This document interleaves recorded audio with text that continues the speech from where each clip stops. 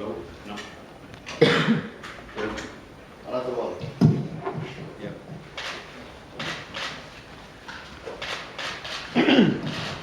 Anyway, thank you everyone for coming in. Stephen, thank you for coming today. Thanks for taking the time. Pleasure. Aiming for something quite special this week. How does that feel?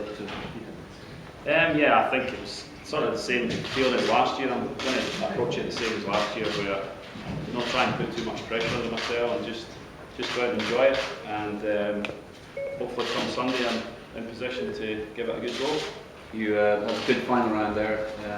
Was that you feeling a bit better about your game at the moment? Yeah, well, I hadn't played for 6-7 weeks, so I was a bit rusty, to be honest. And then last round was good. I started to hit the ball really well and played pretty good at Yaz, so the signs are good for this week. Is it difficult to ignore the pressure coming into a week with something so special in the car and 3 in a row? There is a bit of pressure, but it's only what you put on yourself, you know. The good thing is at least I've won it, so I don't need to be that pressured, you know. I'm just wanting to enjoy the week, same as what I done last year. I came out with sort of, you know, I know what happens when you put pressure on yourself. You generally don't play well, so the more I can just enjoy it and hopefully recall past performances and you know, the good shots I've hit, putts I've pulled. So once I do that, then I'll really enjoy it. Okay, thank you very much, Stephen. We'll open the floor to some questions now.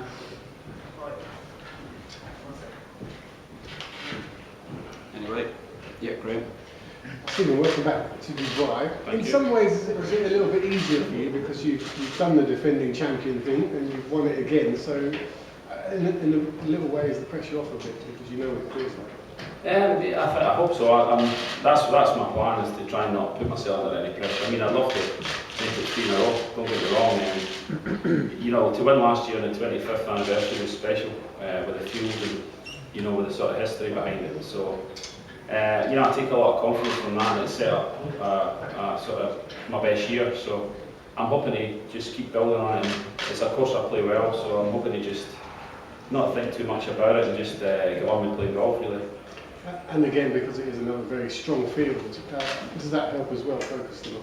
Yeah, it does. You know, it's a brilliant field. You know, I'm half an hour just away to play a challenge match. And when you see the guys playing in it, you know that the strength of the field's superb this year, and it's worthy of a great tournament as well.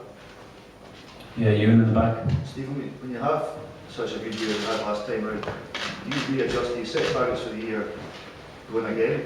I mean, how do you go through that process to make sure you're the same again or better? What's your kind of... Well, it's basically I'm looking at the schedule, trying to schedule it right, trying to take a bit of time off at the start of the year.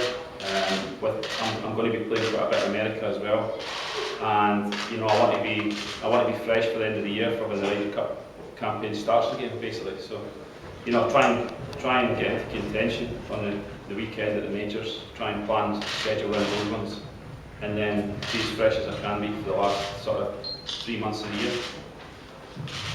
What is it about this event and this course that enables you to play so well? What do you think?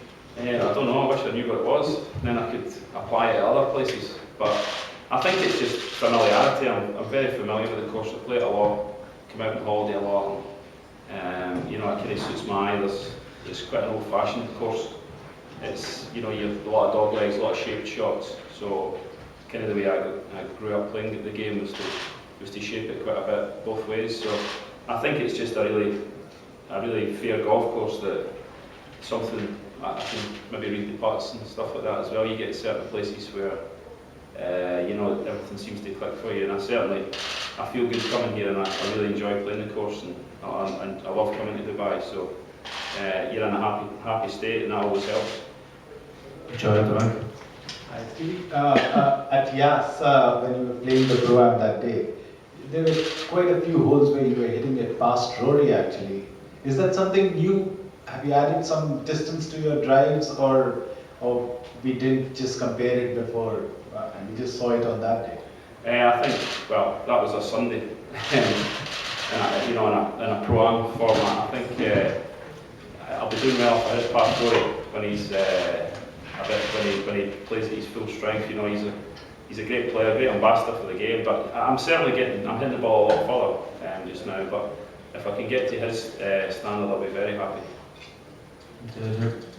Stephen, winning this twice and then the year you had last year, has that changed your sort of level of confidence? Are you now at the stage where you think, yeah, I belong with all these guys and any particular week? Yeah, I think so. I think when you have a good year and you play Ryder Cup and you've had a consistent couple of years where I'm now 30 odd in the world rankings and I'm trying to improve, and I think the next level to try and get into the top 10 is probably going to be mental more than anything. Little tweaks here and there with the golf game, but I think it's more attitude, like you're saying, you deserve to be here and you feel comfortable and play with these guys now, which is a massive thing. And I think it's just about the way I approach the week and how you can accept bad shots and stuff like that. These are the little things that I think the next level for me is how I can progress. Martin Graham. Stephen, am I right in only 5 players have ever won the same event 3 years in a row in the European Tour?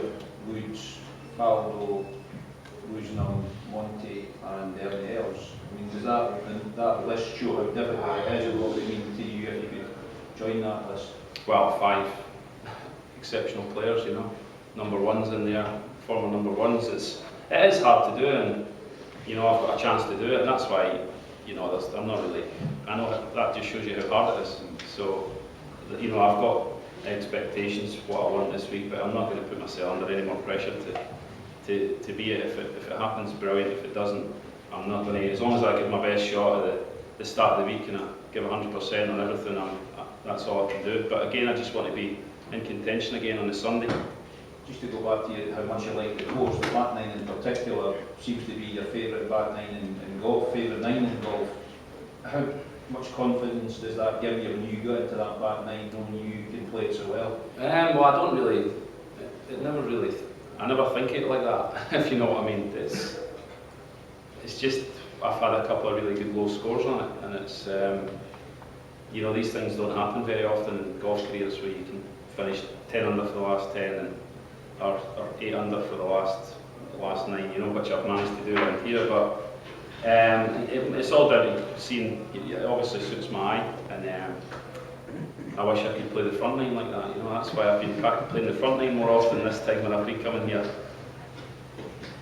Steve, I was just curious, what mementos have you kept from your 2 wins here, and whereabouts in the house would they be? And how often would you see them? You can look at it and remind yourself what you have done out here. I've got a replica trophy that sits in the corner when we come down the stairs, so I see it every morning.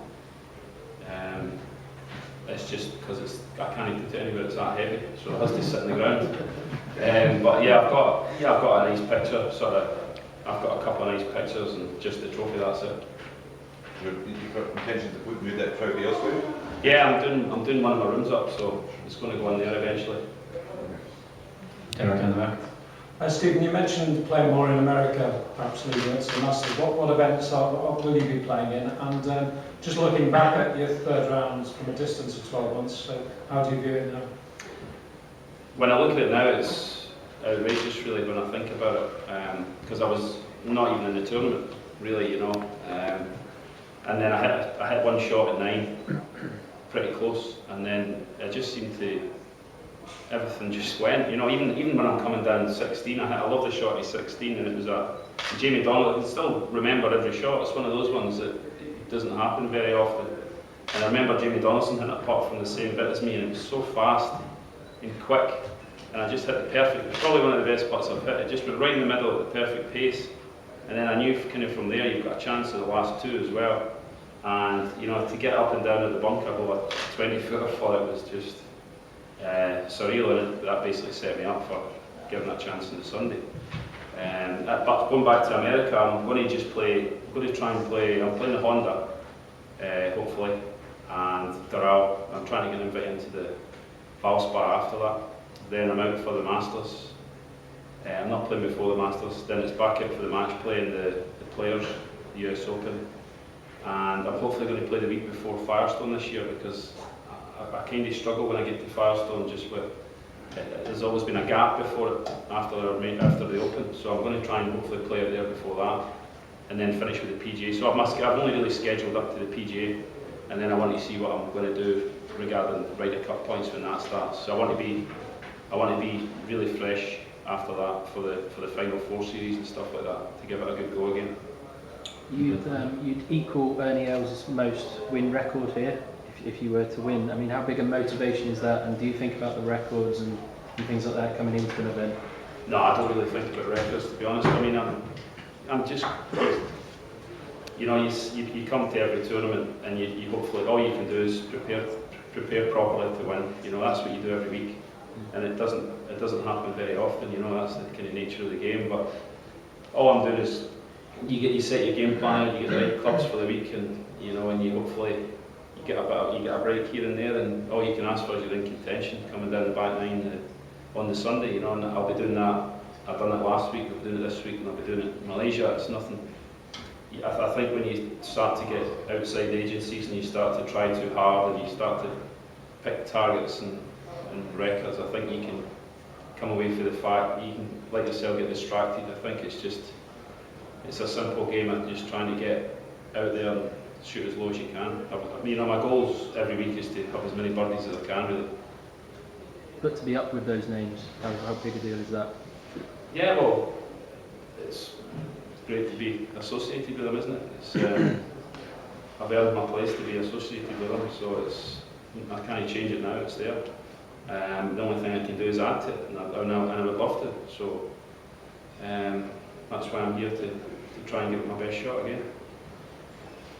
I know you've been testing out the detail of your drive. Are you any closer to making that decision, or will you make that decision after this afternoon or tomorrow? Well, I had a big trackman session yesterday with the R15, and Adrian, the person from TaylorMade, took all the numbers and emailed my coach Alan, so he just phoned me the other night to tell me that the numbers were brilliant. So I'm going to take it out today and play with it today and see how I go. Again, it's nothing new because the last 2 years I've won with totally different drivers anyway. So it's because this is the time they launched the new driver. So I won with R1 and I've won with the SLDR, so it wouldn't faze me putting the R15 in because the numbers are saying that it's a bit faster and it goes a bit further. So in the modern game, the further you hit it, the shorter the iron, the better percentage you've got of making birdies. So I'll see how it goes today, and if it goes well today and tomorrow in the Pro-Am, I'll put it straight in the bag. Anybody else? That's it. Thank you very much, Stephen. Thanks everybody.